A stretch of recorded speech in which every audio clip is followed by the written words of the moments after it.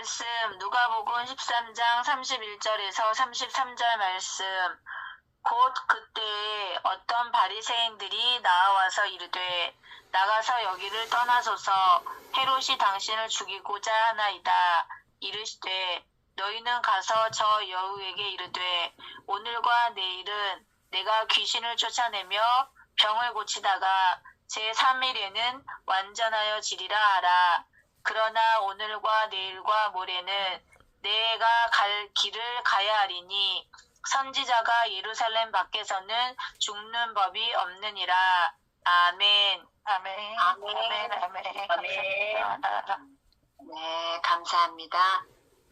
이제 선포된 본문 말씀에 의해서 예수님의 사흘길이라는 제목으로 이한드레 목사님께서 말씀을 선포해 주시겠습니다. 네, 목사님 부탁드립니다. 좋으신 아버지 하나님 감사합니다. 저희들이 또 함께 기도하려고 모였습니다. 먼저 말씀을 나누고 기도하려고 합니다. 오늘 말씀을 깨달을 수 있도록 지혜의 영을 주시고 마음의 눈을 밝혀주시고 계시의 영을 허락해 주시기를 간절히 바랍니다.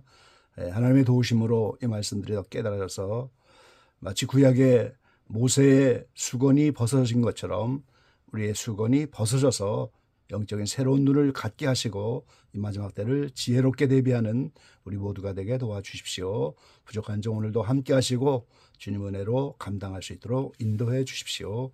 예수님의 이름으로 감사하며 기도올리옵나이다. 아멘. 아멘. 아멘. 네. 예, 샬롬 반갑습니다. 이번 시즌에 난해구절 강해라고 하는 어려운 주제를 이렇게 삼았는데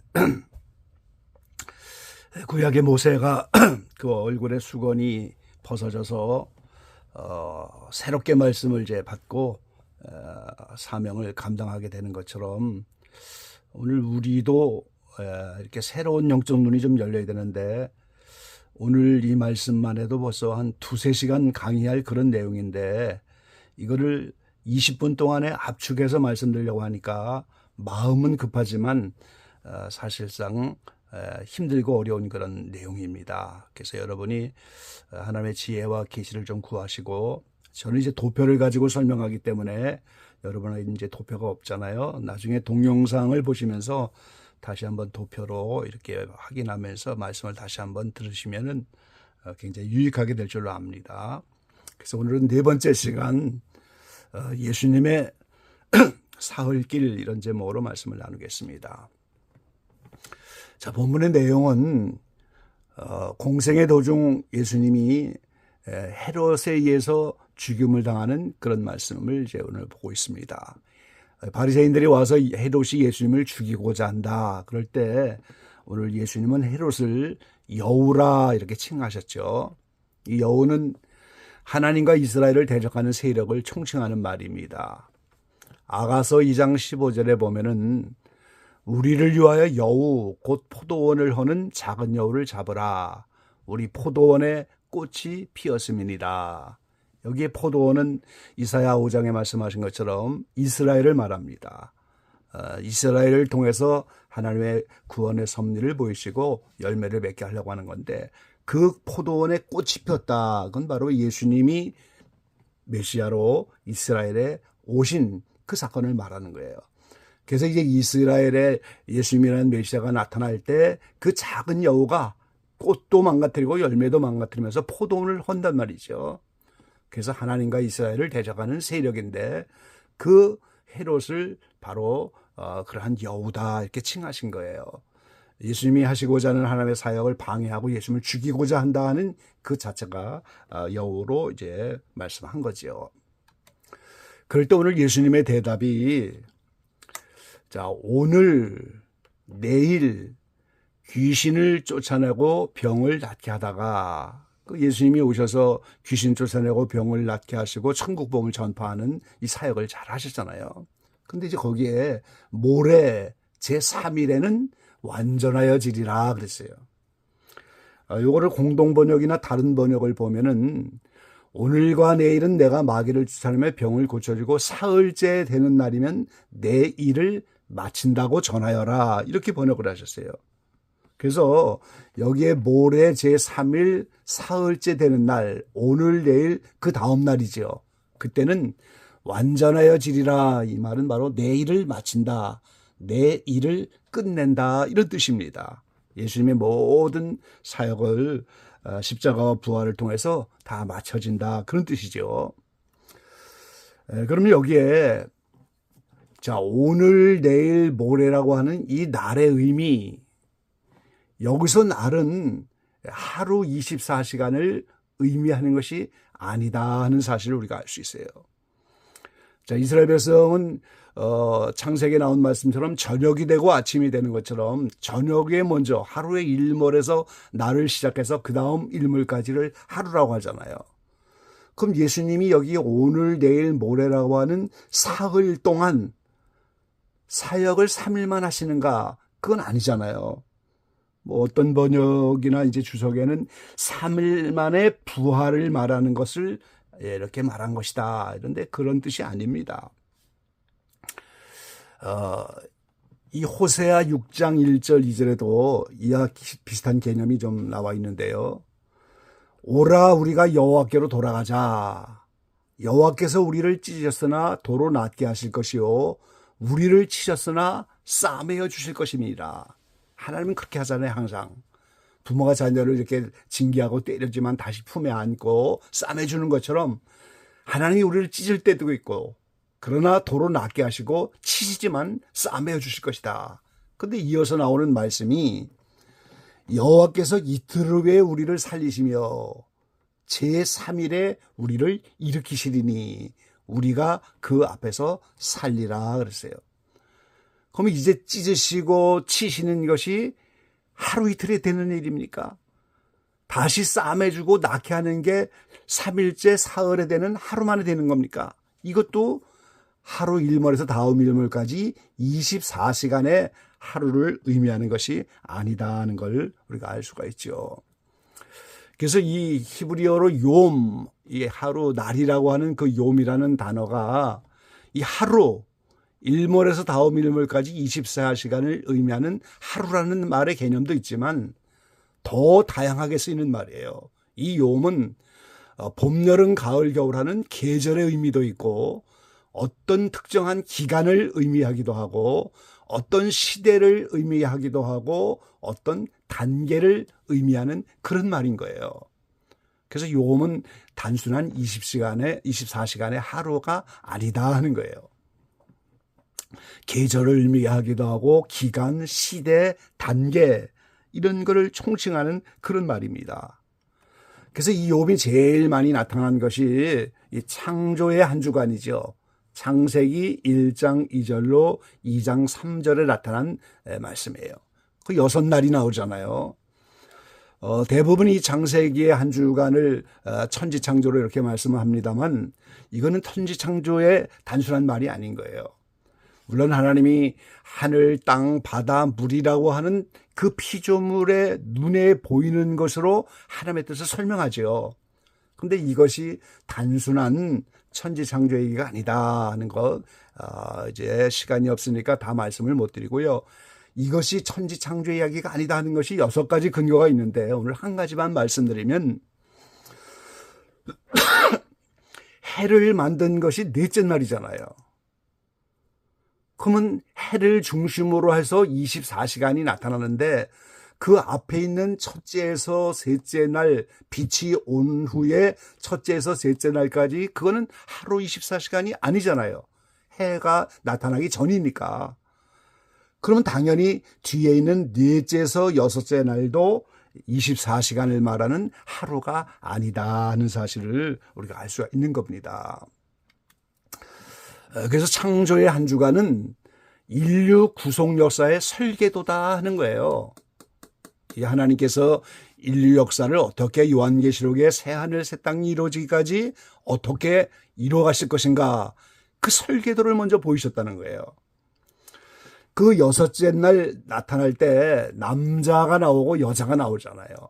그리고 그것을 하나님의 형상대로 만들었다 이렇게 말하는데 그 남자 여자를 에베소 5장 31절로 32절에 보면 사도 바울은 이러므로 사람이 부모를 떠나 그 아내와 합하여 그 둘이 한 육체가 될지니 이 비밀이 크도다 그랬어요. 이 창세기 아담 하와를 말씀하면서 오늘 그것을 남자 여자로 비유하시면서 그 비밀이 큰데 그거를 뭐라고 말씀합니까? 그리스도와 교회에 대하여 말하노라 이렇게 설명하고 있잖아요. 이게 창세기 6째 날 나타나는 남자 여자가 바로 남자는 예수 그리스도시고 여자는 몸된 교회라고 하는 거예요. 처음부터 하나님의 형상대로 지음을 받아서 시작한다면 타락할 이유가 없지만 로마서 8장에 우리의 부르심이 목적이 뭡니까? 그 아들 예수 그리스도의 형상을 본받게 하려고 부르셨다고 하잖아요. 그런데 그 예수님은 눈에 보이지 않는 하나님의 형상인 겁니다. 그러니까 예수님이 육신을 입고 이 땅에 오셔서 이렇게 구속의 섭리를 이루시고 다시 부활 승천하시고 이제 교회가 생겨나서 인류 역사가 그 하나님의 형상으로 어떻게 이루어지는지 그 전체의 설계도다 이런 말이에요 지금. 자, 예수님의 그 요한복음 2장의 가나의 혼인잔치의 이야기를 보면은 그 가나의 혼인잔치에 포도주가 떨어졌는데 예수님은 내 때가 아니다 이렇게 말씀하셨어요. 그런데 어머니가 이제 자꾸 간청하니까 거기에 이제 더 좋은 포도주로 기적을 나타내시긴 했는데 유대인의 결례를 따라 두세 통도는 돌 항아리 6이 놓였는지라 그리고 항아리에 물을 채우라 9가지 채우니까 그 물을 떠다 줄 때 더 좋은 포도주가 나타나는 기적이 나타났잖아요. 이 돌 항아리 6을 채우는 과정이 창조의 한 주간으로 6날을 의미하는 겁니다. 예수님의 혼인잔치는 신부와 축하객이 다 모여야 하는 거죠. 신부들만 예수님 오셔서 휴거된다고 혼인잔치가 아닙니다. 공중 7년 혼인잔치는 근거가 없지요. 환란을 통과하고 천년왕국을 지나면서 모든 축하객이 다 모여서 새하늘 새 땅에서 혼인잔치가 열려지는데 그 예수님의 혼인잔치를 돌 항아리 6을 채우는 것처럼 창조의 한 주간에 6날을 다 지나가야 새하늘 새 땅이 나타나면서 혼인잔치가 나타난다 하는 것을 그때 그 기적을 나타내면서 교훈을 시켜주신 거예요. 자, 제가 이제 도표를 가지고 설명을 드리겠는데요. 여러분은 보시지 못하지만 나중에 동영상을 보면서 참고하시기를 바랍니다.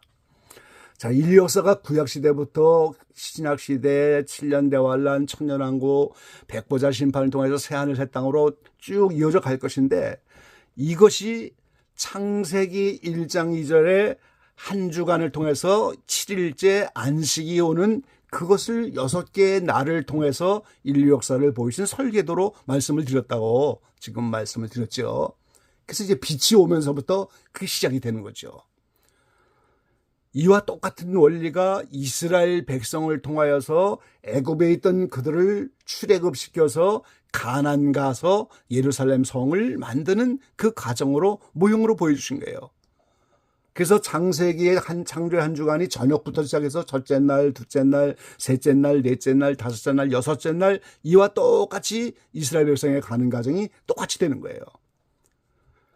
그리고 예수님도 아무 죄가 없으신데 죄인들이 걸어가야 할 구원의 길을 모범적으로 걸어가셨어요. 이거를 이제 저는 완전의 길이라고 표현하잖아요. 내가 완전하니 너희도 완전하라. 그래서 우리가 이 완전의 길을 가면서 구속의 길을 가는데 예수님이 죄는 없으시지만 이 죄인들이 출애굽해서 이 가나안 통해서 예루살렘 성에 들어가는 그 과정을 몸소 친히 걸어가시는 겁니다.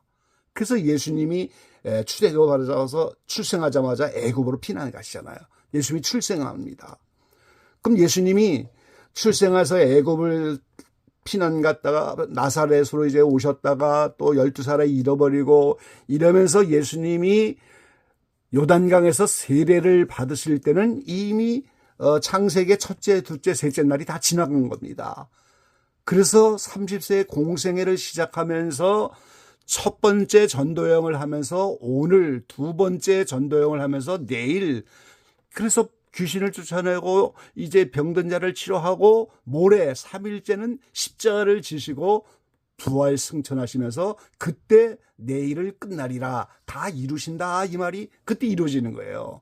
그러니까 오늘 내일 모레 예수님의 이 삶을 길은 단순한 24시간을 의미하는 말이 아닌 겁니다. 하나의 시기, 예수님이 창세기의 그 넷째 날이라고 하는 그 단계, 그 다음 날 다섯째 날이라고 하는 단계, 여섯째 날이라고 하는 모레 3일째 단계, 이거를 다 지나가는 그 과정을 말씀하고 있는 거죠. 이 창세기에 이제 저녁이 오면서 아침이 오면서 6날을 지나는 것을 이 아가서에는 남풍과 북풍이 불어온다 이렇게 표현하셨고, 전도서에는 형통한 날도 있고 곤고한 날이 있어서 두 가지를 병행한다 이렇게 말씀하셨어요. 창세기 8장 22절에는 노아 홍수 후에 이 노아의 홍수가 바로 인류 전체가 죽을 뻔하다가 이제 겨우 노아의 가족이 살아남아서 인류가 출애굽하는 사건이에요. 그러면서 나와서 이제 노아의 방주에서 나와서 제단을 쌓을 때 하나님 말씀합니다. 땅이 있을 동안에는 심음과 거둠과 추위와 더위와 여름과 겨울과 낮과 밤이 쉬지 아니하리라. 새하늘 새 땅이 이루어지기 전까지 계속해서 첫째 날, 둘째 날 저녁이 오고 낮이 오고 이 과정을 계속 반복하는 겁니다. 이거를 심음과 거둠, 추위와 더위, 여름과 겨울, 낮과 밤이 쉬지 아니하리라. 이렇게 한 줄로 말씀을 해놓은 거죠. 그래서 오늘 이런 이스라엘의 모형을 제가 여러 번 말씀드리잖아요. 한 개인이 출애굽하여 가나안 천국 가는 원리다. 인류 역사 전체가 출애굽해서 가나안 천국 가는 원리다. 그게 바로 이스라엘 모형을 통해서 보여주는데 그것이 창조의 한 주간과 똑같이 같이 되어지고 예수님은 바로 그런 모형을 따라 오늘 내일 모레를 말씀하고 있다는 거죠. 그래서 오늘 인류 역사도 이렇게 이스라엘을 통해서 보이신 그 날들, 창조의 한 주간을 통해서 보이신 6날까지의 과정, 한 개인도 영혼이 잘 되게 하는 이런 연단과 훈련 속에서 그 다음에 축복이 오는 이것을 6날을 반복하면서 이렇게 지나가는 원리로 이제 우리의 구원을 이루어가고 있는 겁니다. 뭐 인류와 개인뿐 아니고 이스라엘도 모형으로 이렇게 보이셨고 또 수많은 선교단체나 교회들도 이런 원리로 적용이 되는 것을 우리가 종종 볼 수 있어요. 그래서 이제 이러한 원리를 이제 호세아 6장 3절에 계속해서 이렇게 말씀하죠. 그러므로 우리가 여호와를 알자, 힘써 여호와를 알자. 그의 나오심은 새벽빛같이 일정하니 그랬어요. 비와 같이 땅을 적시는 느린 비와 같이 우리에게 임하시리라. 아까 6장 1절 2절에 하나님이 때리시고 치시지만 이틀 후에 3일 후에 이렇게 고치시다 이렇게 말씀하는데 새벽빛같이 일정하게 그렇게 나타나신다는 거예요. 그래서 이러한 원리를 우리는 하나님과의 숨바꼭질이라고 이렇게 수많은 믿음의 선진들이 표현을 했는데요. 자, 이스라엘의 그 날이 저녁이 먼저 오고 한 밤이 됐다가 새벽이 오고 낮이 됐다가 다시 저녁이 오고 밤이 오고 이거를 반복하는데 이것이 개인의 성장 과정에서도 똑같이 이루어지는 거예요. 먼저 빛이 와서 우리가 이렇게 예수님을 맞이하지만 바로의 군대가 춥게 오는 것처럼 바로 밤을 만나는데 형통하지만 바로 곤고한 일이 바로 쫓아오는 거예요. 그럼 그때 어두운 밤을 만나면 그 순간에 하나님이 숨으셔서 기도응답도 안 되고 여러 가지 어려움이 생기고 곤고한 일이 많이 생기는데 다시 회개하고 빛을 따라 새벽을 만나고 낮으로 가면 하나님이 짠하고 나타나셔서 기도응답도 잘 되고 여러 가지 축복과 놀라운 기적들이 나타나죠. 이거를 계속해서 반복하는 겁니다, 여러분. 낮밤, 겨울, 여름 이렇게 계속.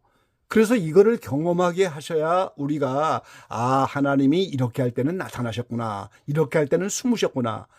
이거를 보면서 하나님이 어떻게 선악을 가지고 빛과 어둠의 영혼들을 이끌어 가시는지 이 경험적으로 이걸 알게 되는 거예요, 우리가. 그래서 이런 하나님과의 숨바꼭질, 이것이 한 개인에게 이제 반복적으로 일어나고 인류 역사도 이러한 숨바꼭질의 원리로 나타나고 모든 선교단체도 종종 하나님의 숨바꼭질 같은 이런 원리로 진행이 된다는 사실을 우리가 알 수 있죠. 자, 마가복음 4장 26절에 29절에 보니까 하나님의 나라는 사람이 씨를 땅에 뿌린 것 같으니 저가 밤낮 자고 깨고 하는 중에 씨가 나서 자라되 땅이 스스로 열매를 맺되 처음에는 싹이요 곡식이라. 그 다음에는 이삭에 충실한 곡식이라. 열매가 익으면 곧 낫을 대나니 이는 추수대가 이르렀습니다. 한 개인의 영혼도 익은 열매가 될 때까지 밤낮 자고 깨고 하는 중에 익은 열매가 되는 거고, 인류 역사 전체도 밤낮 자고 깨고 하는 중에 이렇게 열매를 맺는 거예요. 그러니까 한 개인이나 인류 역사나 오늘 창조의 한 주간에 6날 밤낮을 지나야 되는 거고, 모세를 통하여 보이신 이스라엘의 광야의 여정을 지나야 되는 거고, 예수님이 친히 모범으로 그 길을 보이셔서 예수님도 오늘 내일 모레라고 하는 그 사흘길을 걸어가셨다는 겁니다.